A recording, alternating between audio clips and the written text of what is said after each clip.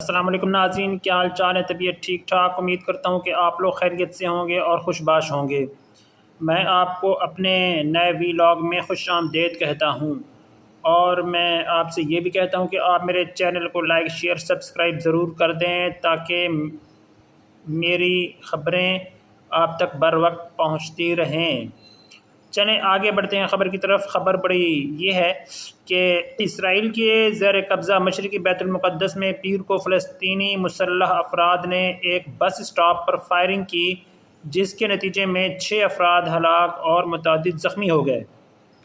یعنی کہ اسرائیل کے جو ہے یہ کہ زیر قبضہ جو مشرقی بیت المقدس تھا، اس میں جو ہے وہ بس کے اوپر فائرنگ کی گئی ہے۔ یہ میرا خیال ہے کہ حماس کے لوگوں نے فائرنگ کی ہے، اور جو ہے وہ جس کے نتیجے میں 6 افراد جو ہیں وہ ہلاک ہو گئے ہیں۔ اسرائیلی ایمرجنسی سروس میگن ڈیوڈ ہدوم MDA کے مطابق زخمی 7 افراد کی حالت تشویشناک ہے۔ پولیس کا کہنا ہے کہ دونوں مسلح آور بھی مارے گئے ہیں، جنہوں نے ایک گاڑی میں پہنچنے کے بعد اسٹاپ پر موجود بس پر فائرنگ کی تھی۔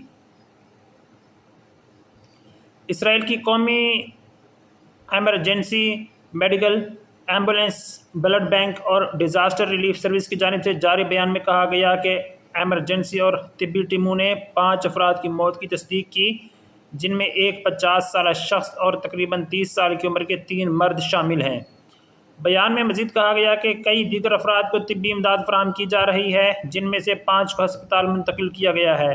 اسرائیلی اخبار دی یروشلم پوسٹ نے اموات کی تعداد 6 رپورٹ کی ہے۔ اخبار نے ایک رپورٹ میں لکھا کہ 4 افراد جائے وقوع پر ہی جان سے چلے گئے تھے، جبکہ 2 زخمی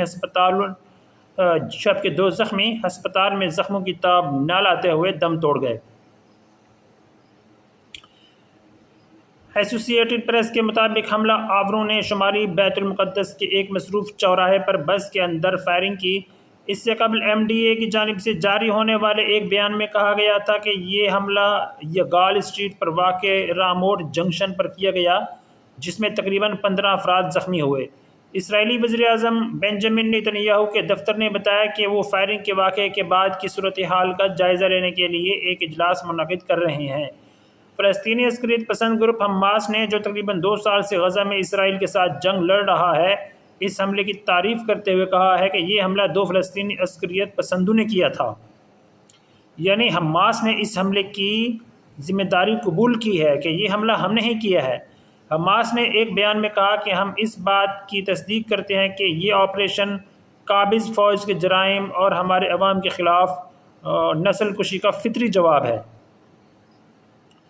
پولیس کے مطابق 2 حملہ آوروں کو فائرنگ شروع ہونے کے فوراً بعد نیوٹرلائز کر دیا گیا، تاہم ان کی حالت کے بارے میں فوری طور پر کوئی تبصرہ نہیں کیا گیا۔ یہ حملہ مقبوضہ بیت المقدس کے شمالی داخلی راستے پر ایک بڑے چوراہے پر ہوا، جو مشرقی بیت المقدس میں قائم یہودی بستیوں کی طرف جانے والی سڑک ہے۔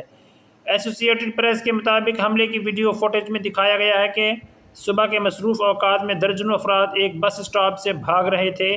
موقع پر پہنچنے والے پیرامیڈکس کے مطابق علاقہ افراتفری کا شکار تھا، شیشے ٹوٹے ہوئے بکھرے تھے اور کئی زخمی اور بے ہوش افراد سڑک اور فٹ پاتھ پر پڑے تھے۔ گزشتہ چند مہینوں میں اسرائیل میں وقفے سے حملے ہوئے ہیں، لیکن آخری ہلاکت خیز فائرنگ اکتوبر 2024 میں ہوئی تھی، جب مغربی کنارے کے 2 فلسطینیوں نے تل ابیب کے علاقے میں ایک بڑی شاہراہ اور لائٹ ریل اسٹیشن پر فائرنگ کی تھی۔ اس واقعے میں 7 افراد ہلاک اور متعدد زخمی ہوئے تھے۔ ناظرین، یہ تھی آج کی اپڈیٹس ویلاگ جو اسرائیل اور حماس کے درمیان جنگ سے متعلق تھا۔